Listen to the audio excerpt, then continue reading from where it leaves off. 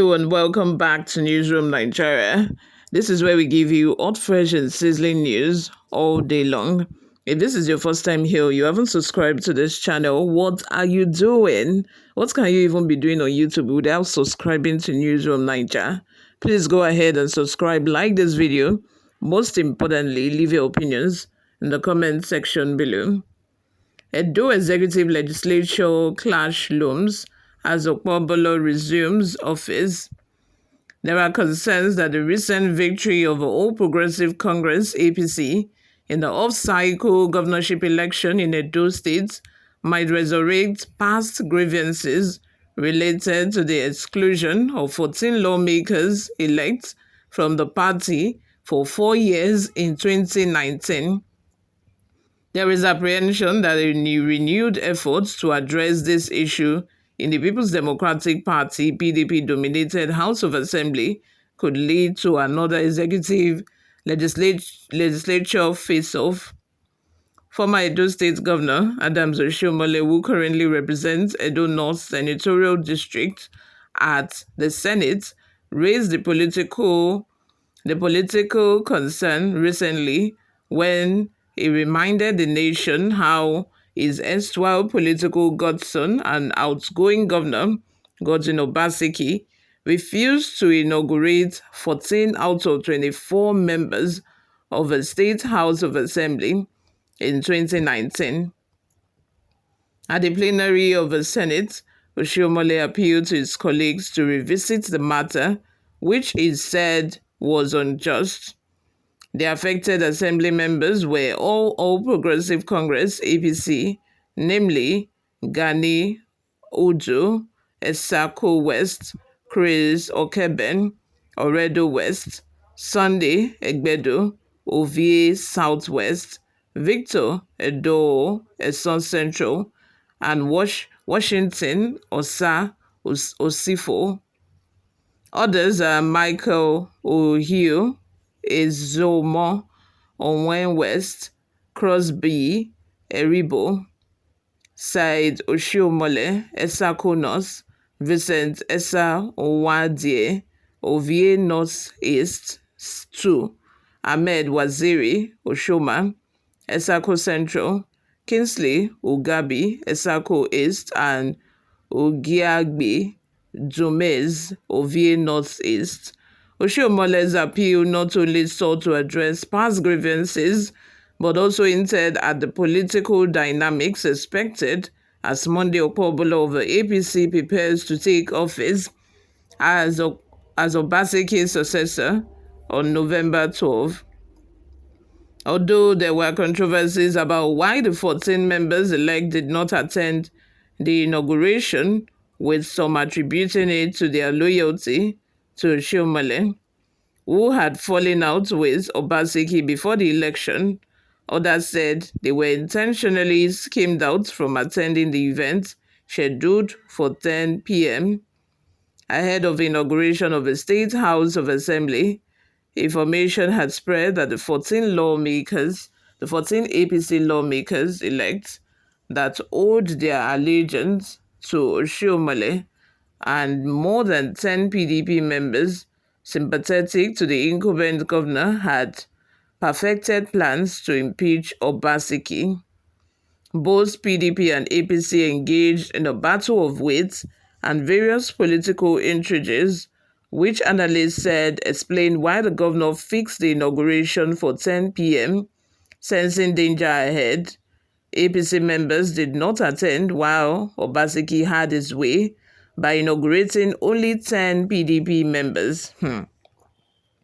Although the election that threw up those assembly members had long elapsed, there is a new assembly by virtue of the 2023 general elections comprising 15 members of the PDP, 8 members of the APC, and 1 from the Labour Party. The composition of the current assembly places the PDP in the majority and the APC in the minority. Recently, Edo State voters went to the polls and elected Senator Monday OKPEBHOLO of the APC as the next governor of the state, as the governor-elect prepares to be sworn into the office on November 13, 2024. Feelers in the state suggest that a repeat of a division in the House of Assembly based on loyalty to the governor may rear its ugly head again. Oshiomole's recent outbursts have brought credence to the conversations in the state that OKPEBHOLO's governorship will not only turn out as a third term for him, Oshiomhole, but also turn the heat on lawmakers loyal to the outgoing governor, Obaseki. It is being perceived that he, Oshiomhole, is the guise of mustering support for OKPEBHOLO, would deploy all weapons in his arsenal to whistle down the powers of a PDP-dominated assembly leadership and in the long run dictate the rhythm for the coming administration. Reacting to the guidance inquiry about the likelihood of vengeance from Oshiomhole and the APC for the denial of tenure for the 14 absentee members-elect of the APC, a close associate of Governor Obaseki, Chris Nehihare, urged him, Oshiomhole, to concern himself with making laws for the people and not meddle in Edo State House of Assembly affairs. He urged that since Edo State has moved forward under the watch of Obaseki, the senator should not try to return old and forgotten animosities. Nehihare, who is also a staunch PDP stakeholder and the State Commissioner for Communication and Orientation, said the impasse of the 14 members-elect is now history, adding that Edo State House of Assembly is properly constituted and evenly represented across at least 3 political parties of APC, PDP, and Labour Party, while blaming Oshiomhole for the crisis that robbed the 14 APC members of legislative involvement in 2019. Nehihare stated, Obaseki is not a member of a House of Assembly, and we understand that his legislature has its independence. The lawmakers, after painstakingly waiting for the 14 APC members to come for the inauguration, decided to declare their seats vacant. They didn't move to declare the seats vacant in 1 or 2 days. It took several months. After many entreaties by the then Speaker of the House, Francis Okiye, they still refused to show up for the inauguration because Oshiomhole assured them that they should not do it.